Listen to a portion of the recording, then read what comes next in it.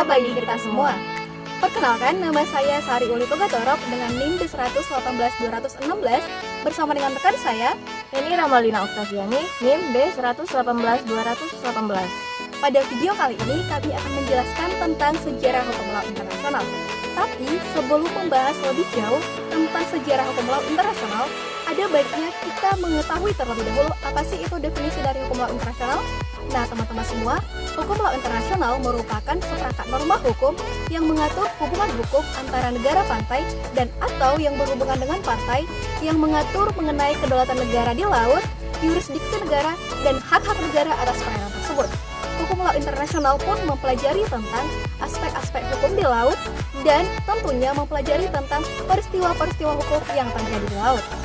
Nah, berbicara mengenai sejarah, hukum laut internasional mengalami perkembangan yang terus-menerus dan mengalami penyempurnaan dari waktu ke waktu demi kepentingan umat manusia melalui aturan-aturan yang berlaku di tiap negara. Pemikiran-pemikiran dari para ahli dan konferensi-konferensi tentang hukum laut internasional turut mewarnai penyempurnaan proses perkembangan hukum laut internasional ini. Nah, pada video kali ini, kami akan membagi sejarah hukum laut internasional dalam 3 pokok bahasan. Yang pertama pada zaman Romawi, yang kedua pada abad pertengahan, dan yang ketiga pada zaman modern.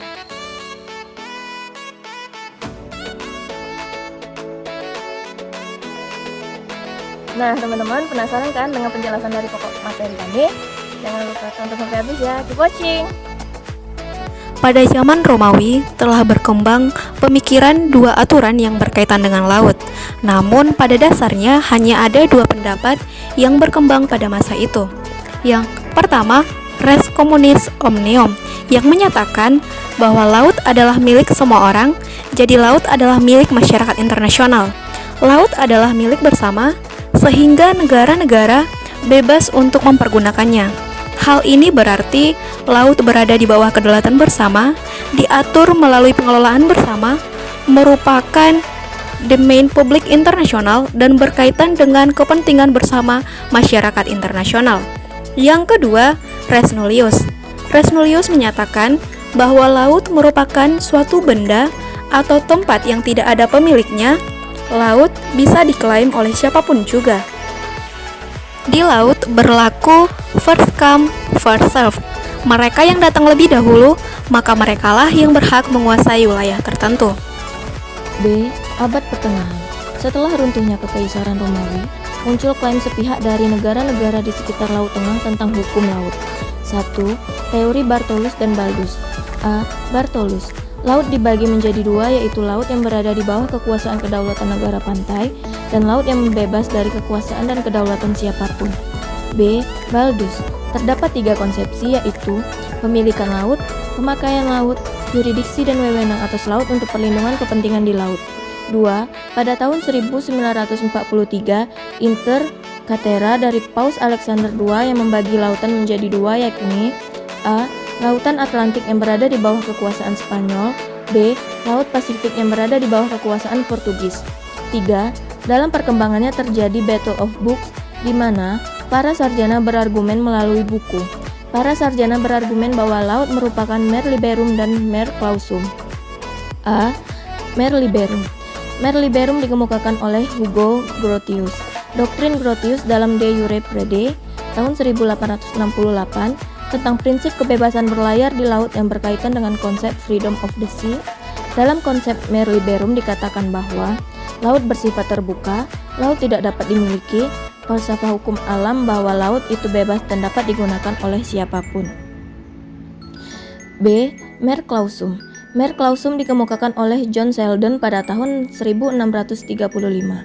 Teori ini dikemukakan pada abad 17 oleh Inggris untuk menentang teori yang telah dikemukakan oleh Grotius.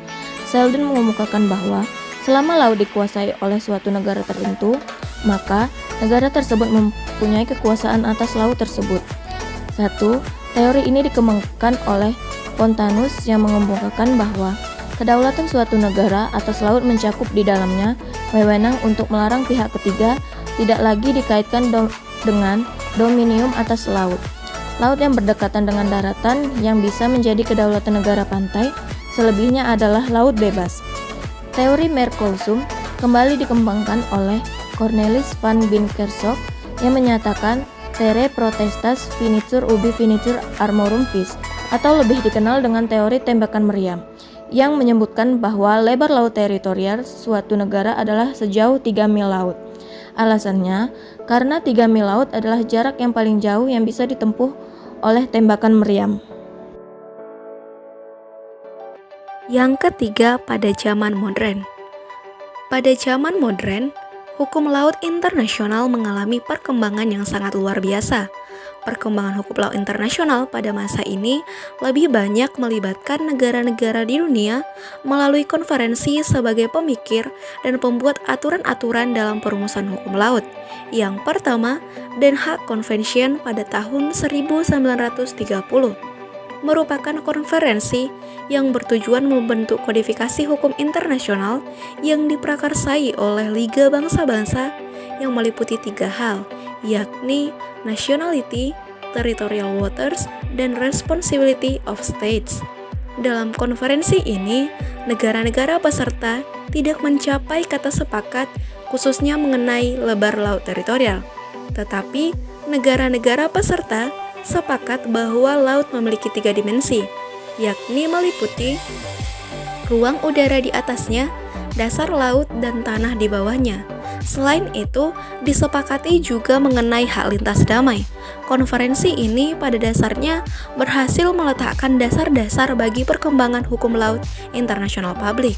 Yang kedua, Truman Proclamation pada 28 September 1945. Latar belakang yang mendasari keluarnya proklamasi Truman adalah banyaknya negara yang merdeka atau menyatakan merdeka, kemajuan teknologi, dan banyaknya negara yang menyadari bahwa laut sebagai sumber daya alam yang potensial. Pada pokoknya, proklamasi ini melontarkan pengertian baru tentang rezim continental shelf ataupun landas kontinen. Menurut Truman, landas kontinen merupakan suatu kelanjutan alamiah dari wilayah daratan dengan tujuan mengamankan dan mencadangkan sumber kekayaan alam serta penguasaan atas sumber daya alam di bawahnya tanpa adanya effective occupation. Dan adapun isi dari proklamasi Truman adalah sebagai berikut. Yang pertama, perlu pencarian sumber daya alam baru dari minyak bumi dan mineral lain untuk kebutuhan jangka panjang. Yang kedua, perlu adanya eksplorasi dan eksploitasi sumber kekayaan alam yang terdapat di seabed dan subsoil landas kontinen negara Amerika Serikat dengan memanfaatkan kemajuan teknologi.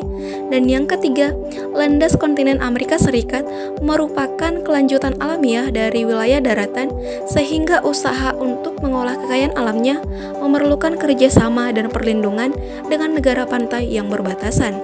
Konferensi yang ketiga adalah Geneva Convention pada 1958 ataupun UNCLOS 1. Konvensi Geneva tentang hukum laut menghasilkan 4 konvensi, antara lain: yang pertama, Convention on the Territorial Sea and Contiguous Zone pada 10 September 1964 atau Konvensi mengenai laut teritorial dan zona tambahan.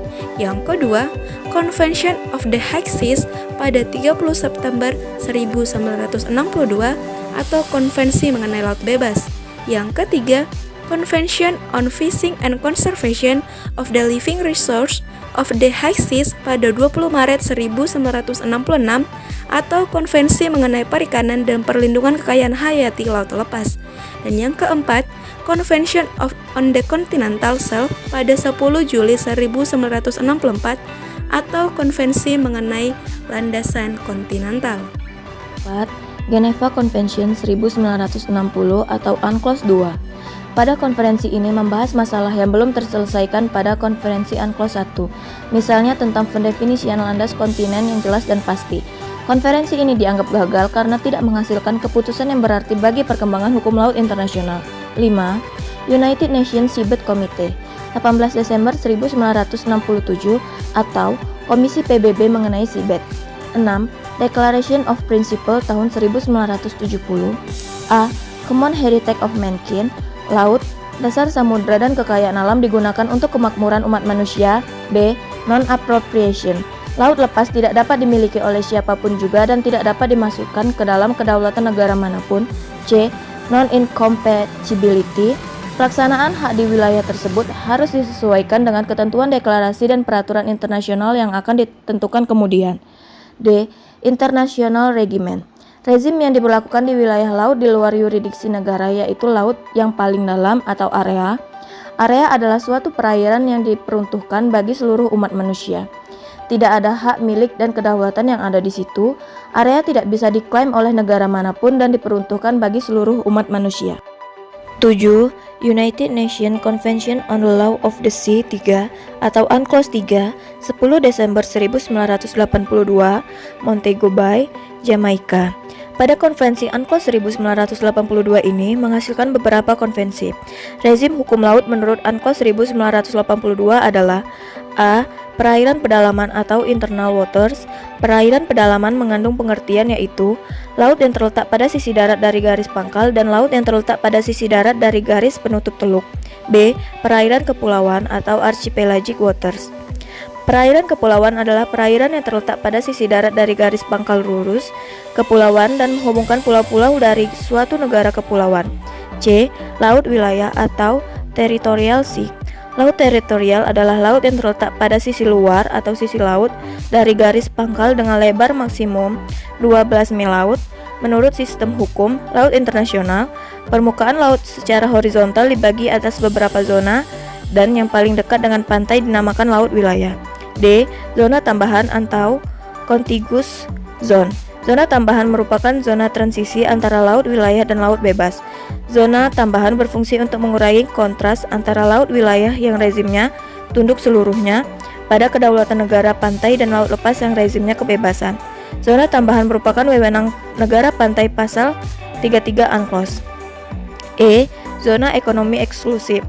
Zona ekonomi eksklusif adalah bagian dari laut lepas yang berbatasan dengan laut teritorial sampai dengan jarak 200 mil laut dari garis pangkal. F.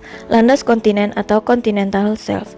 Landas kontinen adalah dasar laut dan tanah di bawahnya yang berbatasan dengan daerah dasar laut di bawah laut teritorial sampai dengan 200 mil laut, maksimal 300 mil laut dari garis pangkal atau tidak lebih dari 100 mil dari batas kedalaman atau isobat 2.500 meter. G. Laut lepas atau high seas. Permukaan laut dibagi beberapa zona dan yang paling jauh dari pantai dinamakan laut lepas.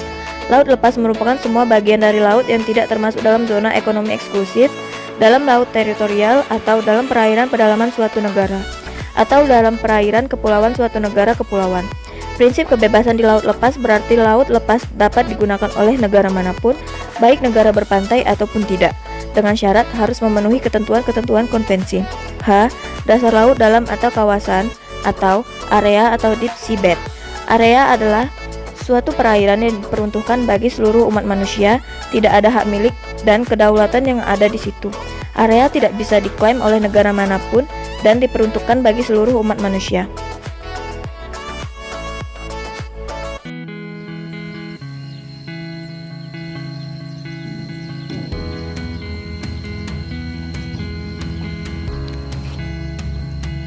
Edmund Burke, seorang politikus dan filsuf dari Inggris, pernah berkata, sejarah merupakan perjanjian di antara orang yang sudah meninggal, mereka yang masih hidup, dan mereka yang belum dilahirkan. Artinya, sebagai yuridis muda, sangatlah pantas dan sudah sepatutnya untuk kita selalu mengingat akan sejarah. Hal ini pun semakin ditegaskan oleh Insinyur Soekarno yang pernah berkata, janganlah sekali-kali kita akan melupakan sejarah, karena sejarah yang akan membuat dan mengubah hidup kita. Demikianlah penjelasan tentang hukum laut internasional dari kami. Semoga bermanfaat. Apabila ada kesalahan kata, mohon dimaafkan. Terima kasih telah menonton sampai habis. Jangan lupa like, comment, share, dan subscribe ya. Thank you.